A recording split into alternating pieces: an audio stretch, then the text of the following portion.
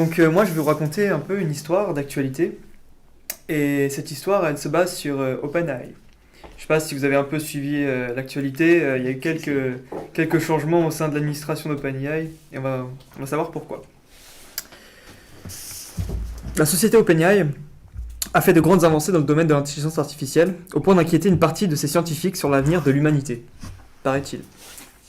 Officiellement, le flou règne toujours au temps du licenciement de Sam Altman, le gérant de la boîte, qui est lui-même cofondé avec Elon Musk, et qui a plongé OpenAI dans le chaos pendant une semaine.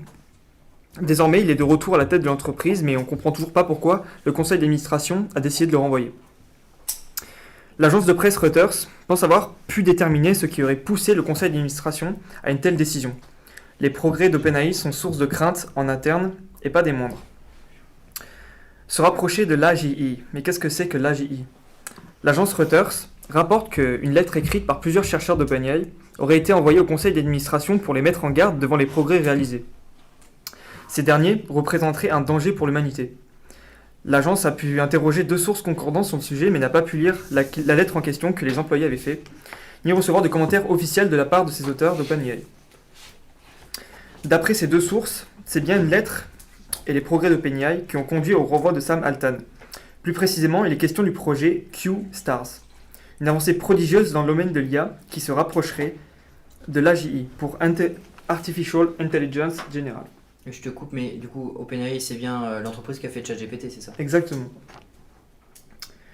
Donc, qu'est-ce que c'est que l'AGI ? C'est en fait l'intelligence artificielle poussée à son maximum pour avoir en fait un libre arbitre à lui tout seul. Pour l'instant, c'est théorique, mais l'évolution dit, et plusieurs chercheurs disent, Stephen Hawking, Elon Musk, pensent que dans... Bon, malheureusement pour Stephen Hawking, mais Elon Musk pense que dans une trentaine d'années, dans une quarantaine d'années, il y aura une intelligence artificielle avec une pleine conscience. Avec ce projet, OpenAI réussirait à apporter une meilleure capacité de raisonnement à ses IA. On parle d'une IA qui serait capable d'apprendre et de comprendre de plus en plus de choses en autonomie. Le lendemain de la déclaration que le conseil d'administration a annoncée, la décision que Sam Altman allait être licencié a été émise. Aujourd'hui, Sam Altman est de retour aux commandes d'OpenAI, avec un nouveau conseil d'administration. Mais entre-temps, un autre patron d'OpenAI a estimé que l'IA devenait très dangereuse. Pourquoi ? Donc dans le board qu'il faut comprendre, c'est que dans le board d'OpenAI, il y a 2 mouvements de pensée. Il y a un mouvement qui s'appelle l'altruisme, l'effet altruisme. Donc l'effet de l'altruisme, c'est que l'OpenAI a en fait une vision qui est purement associative. Ils font ça pour la technologie, ils font pas ça pour le business. Donc dans le board, dans l'équipe d'administration, il y a une pensée qui est pour la technologie, faire avancer l'humanité, et une autre qui est purement business, qui est pour avoir des fonds, gagner de l'argent par tous les moyens. Donc il y a un peu ces 2 camps-là qui s'opposent. Voilà, je voulais revenir sur le fait qu'à l'ESEP, on est quand même une école d'ingénieurs cyber électronique, qui est aussi de la gestion des risques et environnement. Ouais. Donc c'est pour ça aussi qu'on a choisi ce genre de sujet. Et parce que Théo vient de cette école et... c'est passionnant, j'adore, je te remercie vraiment d'avoir creusé. Mais si tu as des questions Théo, ou si tu veux là, réagir... Vraiment, on parle de... Il y a Elon Musk qui a écrit une lettre ouverte il y a quelques temps, mais quand même, qui s'inquiétait quand même de l'avancée de l'intelligence artificielle. C'est vrai qu'on ne pense pas, mais il y a 5 ans... Moi, honnêtement, qui connais bien l'IA, qui connais bien ChatGPT, faut comprendre plusieurs choses. Déjà, l'AGI, c'est pas une super intelligence artificielle. Il faut bien comprendre, c'est une intelligence artificielle qui est capable de surpasser un humain. Donc c'est vraiment l'intelligence artificielle dépasse l'humain. Donc il y a une capacité de raisonnement, de compréhension qui est vraiment là. Et on pensait pas y arriver aussi vite en fait. Et ça inquiète beaucoup de monde. Moi déjà, quand je pose la question aux gens, là, je prends les gens dans la rue, au hasard, 10 personnes. Est-ce que vous connaissez ChatGPT ? Ok, je pense que je vais avoir des réponses. Est-ce que vous connaissez ChatGPT 4 ? Est-ce que vous l'avez utilisé, la version payante ? Là, je vais avoir qu'une personne qui va lever la main. Pas sur 10, mais sur 100 personnes. Et ça me fait peur. Parce que si vous n'avez pas testé ChatGPT 4, c'est chaud. Parce qu'en fait, il faut comprendre, c'est que les prochains modèles qui sont en train d'être conçus là, ChatGPT 5, Gemini, Gemini c'est l'équivalent que Google est en train de préparer. Parce que Google, il prépare le terrain. Google Bard, c'est déjà derrière eux. Ils préparent Gemini. C'est des modèles qui vont être surpuissants. Et le public n'est pas prêt. Parce que ces modèles-là, ils vont pas impacter 300 millions d'emplois comme on l'a dit, ils vont en impacter bien plus. Et moi, ça me fait peur parce que je pense que la société n'est pas prête. Et il y avait un expert en IA qui avait dit ça, on a vu des gens manifester pour les retraites, etc. Mais c'est un peu triste parce que, est-ce que les gens pourront aller à la retraite ? Ça se trouve, honnêtement, on ne travaillera même plus dans 30 ans, parce que les IA feront une grande partie du boulot pour nous. J'entends aussi souvent cette excuse, oui, les boulots manuels, on ne peut pas les remplacer par des IA. Non, c'est faux, au contraire, on y arrivera à largement les remplacer, on mettra de la robotique combinée avec de l'IA et des capteurs, et on va y arriver sans aucun problème. Ça pose des questions. Moi, je pense que Elon Musk, là-dessus, il a pas mal raison quand il dit qu'il va falloir peut-être repenser la manière dont on vit, on pense nos projets. Potentiellement, oui. Faut être prêt en tout cas. Donc en tant étudiante, ne paniquez pas, mais soyez prêts, renseignez-vous sur ces outils. Moi je pense qu'on va avoir toute une période extraordinaire où ces outils vont être au service de l'humanité, je l'espère en tout cas, et donc ça va nous permettre, nous en tant qu'humains, de nous concentrer sur notre valeur ajoutée. Et donc toutes les tâches chiantes et rébarbatives, on parlait de l'administratif, bah, c'est l'IA qui va faire. Et nous on va se concentrer sur ce qui nous fait kiffer. Donc ça va être bien. Après, si l'IA ça nous remplace complètement, c'est encore autre chose. Et c'est ça la GI. Donc... attendons de voir, mais je pense qu'il y a des petites choses en interne sympas et bon, c'est une belle enquête. J'avais entendu parler de cette démission, etc., mais je ne savais pas que si c'était passé ça en interne. Donc, mais il y a vraiment des visions. Moi, j'ai entendu parler plutôt de l'autre côté politique, parce que c'est vrai que entre les dirigeants, ça reste quand même beaucoup de politique en général. Microsoft aussi qui a levé, qui est presque partenaire et actionnaire majoritaire. Mais je crois avec plus de 30 milliards investis dans la boîte. Alors j'ai pas croisé les sources, mais comme quoi Elon Musk était un peu parti du projet OpenAI, donc il y avait des discussions comme ça qui pouvaient... C'est à cause de Microsoft en fait. C'est ça, ouais. Sam Altman et Elon Musk, ils ont cofondé OpenAI avec cet objectif d'en faire une association. Au début, c'était une association. Ensuite, ça a été une entreprise à but lucratif plafonné, ce qui est très étrange. D'accord. Donc en fait, vous êtes une entreprise qui peut générer de l'argent mais qui a des plafonds. C'est très spécial, un statut que je ne connaissais même pas moi avant. Et Elon Musk est parti parce que, probablement, je ne connais pas les fonds de l'histoire en détail, mais à cause de cette histoire de Microsoft en fait. D'accord, ouais. Et Microsoft, ils ont fait le meilleur move de leur vie, mais vraiment de la vie de l'entreprise. Et ils sont des années en avance par rapport à Google. Enfin, peut-être 2 ans, mais 2 ans c'est énorme pour des grosses boîtes comme ça, au niveau de l'IA, parce que ils ont les meilleurs modèles, quoi. D'ailleurs, on l'a bien vu avec là, ils arrivent avec Copilot pour l'intégrer dans Word, pour l'intégrer dans Outlook, dans plein de leurs outils, et c'est pas rien, quoi. Donc eux, ils sont là pour le business, ils sont pas là pour le côté, tu le disais, altruisme, développement de la technologie. Où ils peuvent le dire, mais honnêtement, c'est pas la vérité. Un projet annexe où ils rachètent beaucoup de boîtes en ce moment, et c'est vrai qu'on voit qu'ils sont beaucoup là pour le business. Et ils sont là pour ça, hein. C'est le futur, et ils veulent se placer sur ce futur-là. C'est ça. Mais toutes les grandes boîtes, ils sont. Et c'est moi ce qui me fait peur aussi, c'est les grandes boîtes qui mènent le jeu, c'est elles qui ont les données. Mais heureusement, il y a des modèles open source qui commencent à exister. Je pense à Falcon 180B. C'est un modèle équivalent de ChatGPT qui est très puissant. Donc, open source.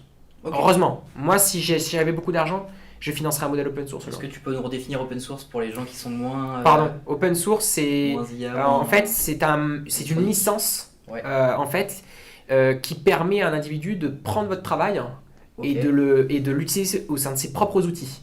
Après, selon la licence open source que vous avez, vous pouvez le reprendre et le vendre en faisant un produit, sous une autre forme évidemment, ou vous pouvez pas le faire, c'est uniquement un but non lucratif, etc.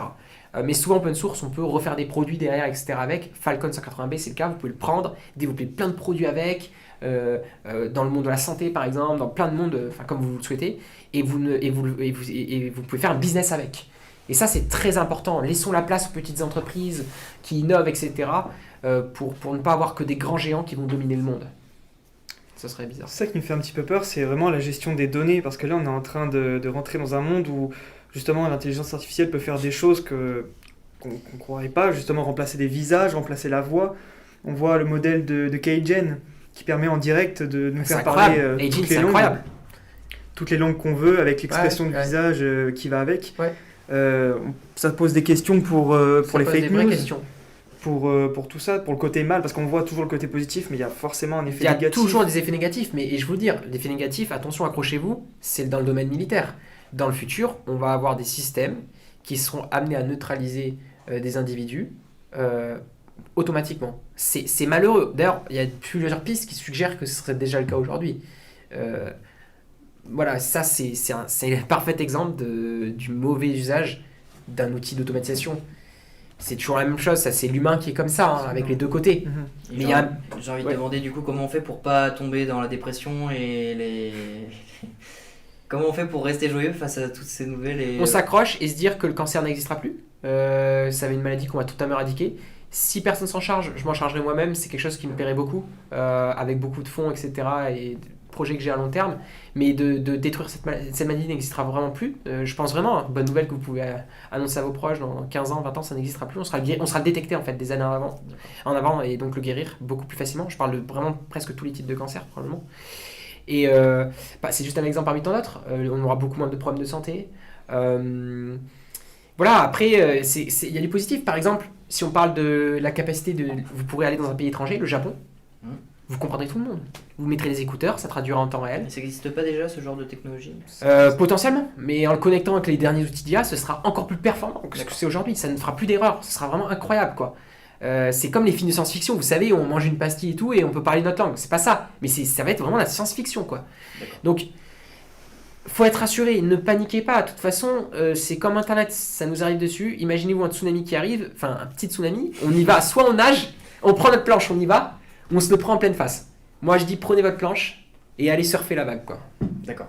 Voilà. Ok. Est-ce que tu avais quelque chose à ajouter ? L'éducation dans tout ça, parce que toi, tu as été référent dans l'école pour donner des cours. Comment tu vois ça ? Comment ça peut amener à des effets positifs parce qu'on voit bien que ça résout beaucoup de problèmes. Ah, c'est très vrai. Et je vais vous dire une chose. Le meilleur prof, c'est le prof qui est sur mesure. Donc, un prof par étudiant. Mais en fait, ça va exister. C'est le prochain modèle d'IA. GPT-5, honnêtement, GPT-4 est presque capable de le faire, hein, d'être votre prof personnalisé. Mais c'est sûr que quelqu'un va développer ce business. C'est sûr. Un prof personnalisé pour chaque étudiant, chaque étudiante qui va être là, vous lui donner vos exercices, il pourra vous aider, vous proposer des exercices. Tout ça, ça va exister. La connaissance va être accessible instantanément. C'est déjà presque le cas. Et l'enseignant aura toujours un rôle à jouer, je pense. Donc n'ayez pas peur si vous avez envie de faire ce métier. Mais ça va être un rôle qui sera différent. Qui sera plus dans présenter, répondre à faire une présentation commune, répondre à des questions, etc. auxquelles l'outil ne peut pas encore parfaitement répondre, etc. Mais je sais pas, le métier, je pense, va évoluer. Je pense pas que le métier va disparaître. Et c'est pas ce que pensent les experts du secteur. Mais par contre, c'est pareil, ces outils-là vont être votre prof. Tout le monde aura un prof. Et aussi, pensez à toutes les personnes qui ne sont pas dans des pays favorisés comme nous.